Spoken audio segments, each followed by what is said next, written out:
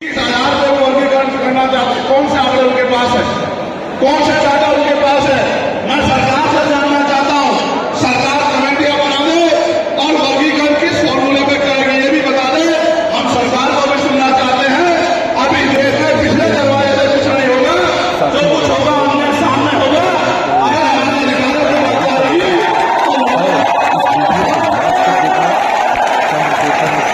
सरकार ये भी बता रही है कि रोस्टर में बदलाव करेगी। क्या सरकार रोस्टर में बदलाव करेगी? सरकार बताएगी। हमारे लोग तो अभी सही तरह से चीजों को नहीं जानते। मैं ये भी विश्वास दिलाता हूँ, और स्पेशली डीएससी के भाइयों को कह रहा हूँ, मेरी बात को गौर से सुनना। और स्पेशली डीएससी के भाइयों को कह रहा हूँ, उन जातियों को जो लोग आंदोलन कर रहे हैं, आपको एहसास नहीं है, जब देने की बारी आएगी हम बताएंगे अपने भाइयों को किस तरह से आगे बढ़ाया जाता है, किस तरह से उनकी सजा दी जाती है। अभी तो हमें देने कुछ है ही नहीं। मैं आपको विश्वास दिला देता हूँ, डीएससी की जो हमारे भाई हैं, वाल्मीकि समाज के भाई हो, धानुक समाज के भाई हो, और बाबली समाज के भाई हो, और किसी शैक्षिक समाज के भाई हो, मैं चंद्रशेखर आजाद वचन देके कहता हूँ बहुजन समाज के सामने, ये हमारी आपसी बातचीत है। आप दुश्मन के इशारों पे काम मत करो। हम लोग बैठ के अपनी लड़ाई को निपटा लेंगे। हम लोग अपने आप बैठ के चर्चा करके आपके साथ बैठ के, अगर कहीं हमें कुछ डर भी है, आप चीजों को नहीं समझ पा रहे हो या हम लोग समझा नहीं पा रहे, अगर आपको अधिकार मिलता है तो बताओ, हमारे किसी व्यक्ति को तकलीफ है क्या? बताओ। अगर हमारे डीएससी के भाइयों को अधिकार मिलता है, बताओ, हाथ उठा के बताओ, तकलीफ है क्या हमें किसी को? ये इतना बड़ा जनसमूह गवाही दे रहा है, अगर डीएससी के भाइयों को कुछ मिलता है तो हमें तकलीफ नहीं है। लेकिन हम इस सरकार की मंशा को जानते हैं, हम इस सरकार को जानते हैं, के चरित्र को जानते हैं। ये देना कुछ नहीं चाहती, ये तो इसको अटका के रखना चाहती है। आप ये देख लेना, इन्हीं के कुछ लोग पहले सुप्रीम कोर्ट चले जाएंगे।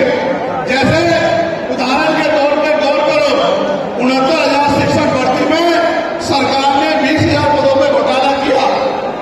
हम लोगों ने आंदोलन किया तो सरकार ने 6,890 की लिस्ट जारी की। फिर अपने लोगों को हाईकोर्ट भेज के उस पर रोक लगवा दी। फिर हाईकोर्ट में फिर हमारे लोग लड़े तो उन्होंने कहा दोबारा लिस्ट जारी करो, इनको अधिकार मिलना चाहिए। तो वोट लेने के लिए हमारे लोगों के साथ ने कहा कि भाई महिला लीग समर्थन करते हैं, लेकिन अपने लोगों को सुप्रीम कोर्ट भेज दिया और सुप्रीम कोर्ट के लिए बैठे जजों ने फिर से उस पर रोक लगा दी। इसलिए हमें अपनी नीयत के साथ होता है। मुझे डर ये भी है, अगर ये अधिकार स्टेट गवर्नमेंट को दे देंगे तो ये कॉन्स्टिट्यूशन का तो बहुत बड़ा वोलेशन होगा ही, 340 का, 340 का, लेकिन 80 का।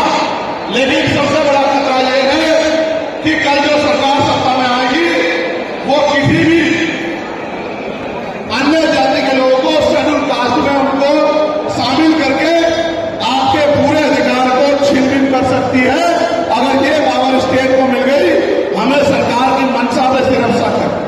हमने ये भी मांग की, आपको याद होगा, यूपी के साथी हमारे जानते हैं, हमने 2 साल पहले, पौने 2 साल पहले मांग की थी कि जो 52% ओबीसी हैं उनको 27% रिजर्वेशन सुप्रीम कोर्ट के लोगों ने दिया।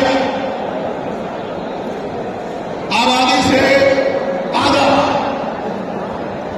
सुप्रीम कोर्ट ने मंडल कमीशन की रिपोर्ट के बाद ना चाहते हुए सरकार ने कर दिया, तो सुप्रीम कोर्ट ने अपने तरीके से रोक लगा के 27% दिया। हमने मांग की पौने 2 साल पहले यूपी में, गोरखपुर में पीसी करके कि ओबीसी की आबादी को 52% ही है तो 15%, 27% से अलग 15% आरक्षण की व्यवस्था अलग से अति पिछड़ी जातियों को करानी चाहिए। मांग हमने पौने 2 साल पहले उत्तर प्रदेश में उठाई थी। उसके बाद उसी दिन हमने मांग उठाई कि अपने मेरे चरित्र है, हम बाबा साहब अम्बेडकर को मानव काशीराम साहब को अपना नेता मानते हैं, हम ज्योतिबा फुले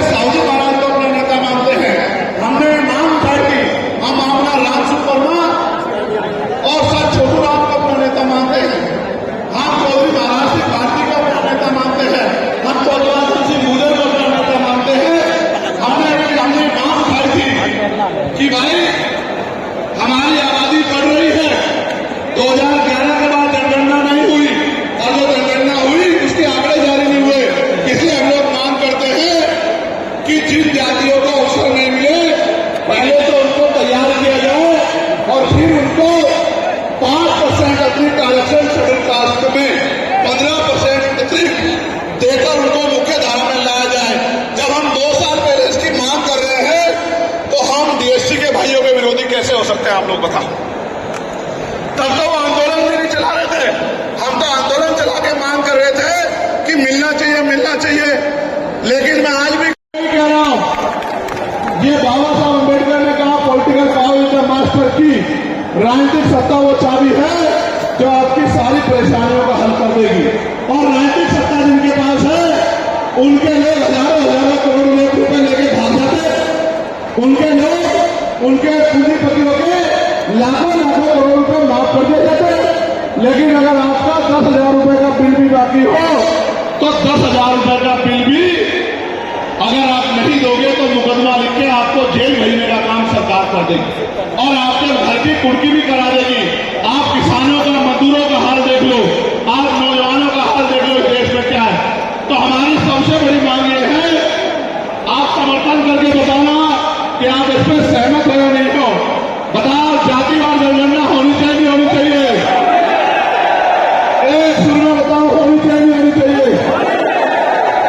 साथ साथ इस देश में जातिवार जनगणना के साथ साथ जितने भी सरकारी संस्थान हैं, चाहे वो जुडिशरी हो जहां से हमारे खिलाफ लगातार फैसले आते हैं, चाहे वो आर्मी हो, चाहे वो और कोई सरकारी संस्था हो, सब जगह पर आरक्षण व्यवस्था लागू होनी चाहिए। बताओ, होनी चाहिए नहीं होनी चाहिए? दोनों हाथ भागे बताओ, होनी चाहिए होनी चाहिए? बहुत अच्छी बात। साथ साथ हमारी ये भी मांग है जो मैंने पार्लियामेंट में भी उठाई कि निजी क्षेत्रों में आप इस बात को समझो गौर करके, इस देश में 2% सरकारी नौकरियां, कितने परसेंट? जोर से बताओ। 98% प्राइवेट सेक्टर है, कुछ ऑर्गेनाइज है, कुछ अनऑर्गेनाइज है। आप ये देखो, 2% में तो बंटवारा है, लेकिन 98% पे पुरानी सत्ता वाले लोग और आज की सत्ता वाले लोग सांप की तरह कुंडली मार के बैठे हैं। ना वहां SC/ST के लोगों का कोई प्रतिनिधित्व है, ना OBC के लोगों का है, ना ही मुस्लिम लोगों का है। तो हमारी मांग ये भी है कि अब समय आ गया है कि निजी क्षेत्रों में भी आरक्षण की व्यवस्था होनी चाहिए, होनी चाहिए नहीं होनी चाहिए? बताओ, दोनों हाथ लगा के बताओ, जोर से बताओ, होनी चाहिए नहीं होनी चाहिए? Very good, very good. साथ साथ हमारी ये मांग है कि प्रमोशन में रिजर्वेशन भी इस देश में लागू होना चाहिए। शेड्यूल कास्ट, शेड्यूल ट्राइब और बैकवर्ड के लोगों के लिए प्रमोशन में रिजर्वेशन भी सरकारी संस्थानों में लागू होना चाहिए, लागू होना चाहिए, लागू होना चाहिए? बताओ, जोर से बताओ।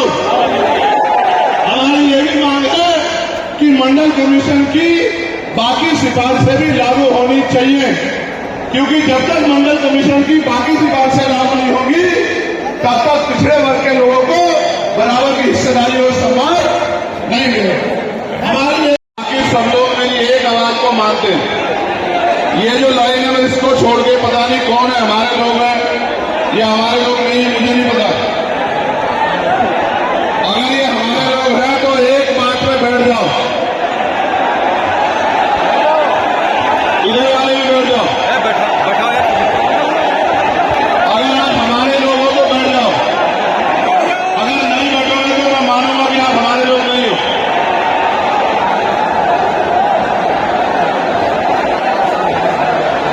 बैठ जाओ।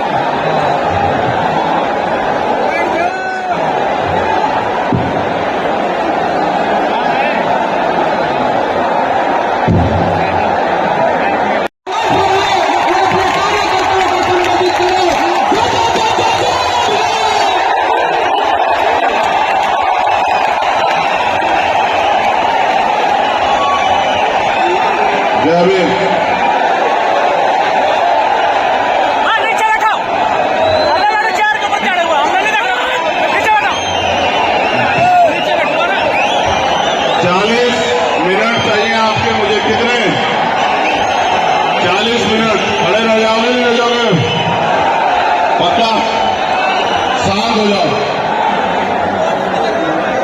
बिल्कुल शांत हो जाओ, जिससे कि मैं अपनी बात को कह सकूं और आप मेरी बात को सुन सको। शांत हो जाओ, पीछे हो जाओ, पीछे हो जाओ, पीछे, बस कुछ नहीं, पीछे हो जाओ, कुछ नहीं है, खड़े जाओ। बहुत देर से समझा रहा हूं, तुम ही लोग नहीं मान रहे थे ना, खड़े हो जाओ, बस इसके बाद मतलब करंट आए उसमें, पीछे हो जाओ।